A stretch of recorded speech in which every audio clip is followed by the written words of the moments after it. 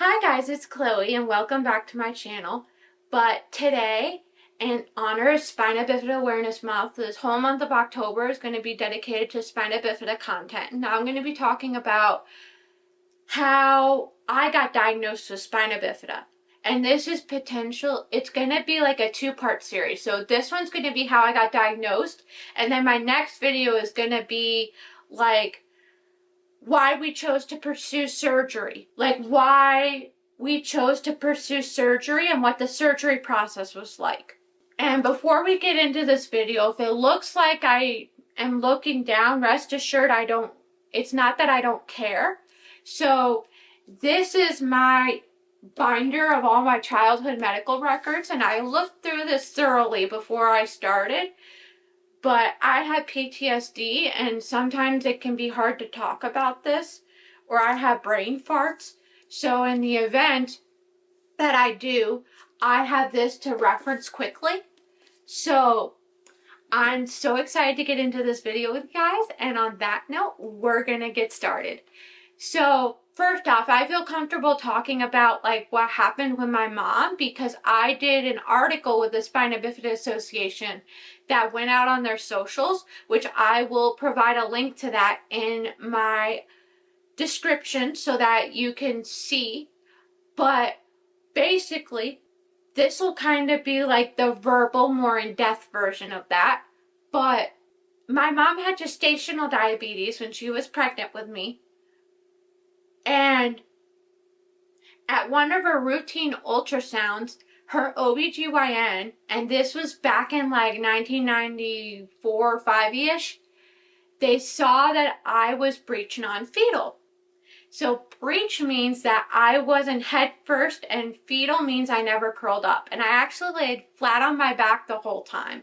So if you think about it, a good example for all you visuals out there is if you're laying in a pool with like one of those like pool bed float thingies, you're just laying flat on your back the whole time. And that's how I was in the womb, minus the pool float. So her doctors ordered a bunch of tests, including an amniocentesis, which is where they take a needle, a very big needle, and they stick it through the mother's stomach into the womb to gain a little bit of amniotic fluid to test it. And it ticked that I had a neural tube defect. So her doctors did a bunch of in-depth ultrasounds, but they couldn't find anything and just sent my mom and I home. However, because I was breech non-fetal, my mom had to have a C-section. And it was funny because as my mom got closer to her due date, she asked her OBGYN if she could have, because he let her pick when she wanted to have the C-section. And my mom was like, how about November 15th? That's my husband's dad's birthday and it would make a nice birthday present. He's like, nah, you can't do it that day. I'm getting my teeth cleaned. And sure enough, I must have been listening in the womb, and I ended up being born on November 15th.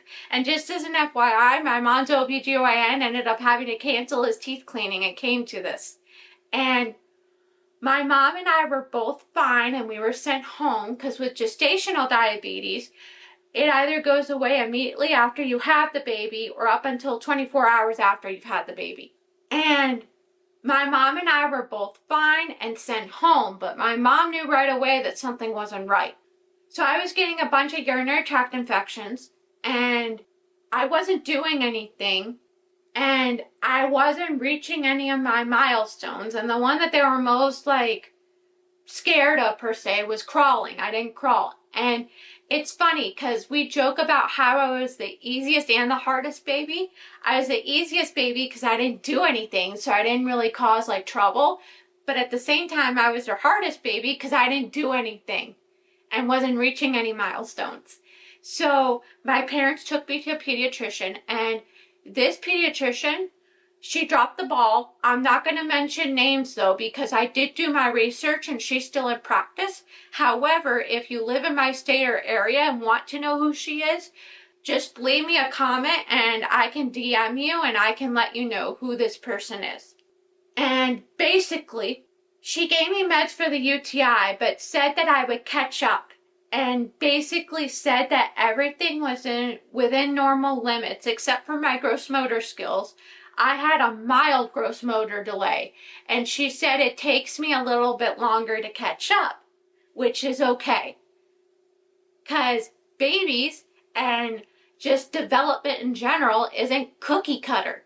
Basically, my UTIs never went away, and I still had the gross motor delays, and my parents were finally like, fine, if she's not progressing like you want her to, let's put her in physical therapy.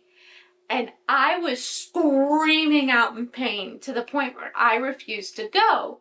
And in my records, it stated that I cried when I had to do weight shifting activities. And then there was this swing that I got on that I cried whenever I had to do. And I was very afraid of falling. And I could not be coaxed to cruise independently. And I was also given like a push toy to be able to do so to help, and I wouldn't do it. But they just recommended more physical therapy, that physical therapist. Finally, we went and got a second opinion at a different practice, and this doctor is kind of still in practice. Like, he's still in practice, he's just not doing the same thing. So he used to be my pediatrician, but spoiler alert, a couple of like years after my surgery, he went on to Children's Healthcare of Atlanta and is helping in their hospital right now. So he works there. But he ran a bunch of tests, and by fluke, he happened to say, have you ever considered getting an MRI done on Chloe's spine? And my mom's like, no, why? And he goes, well, have you ever heard of spina bifida or tethered cord? I think she has it.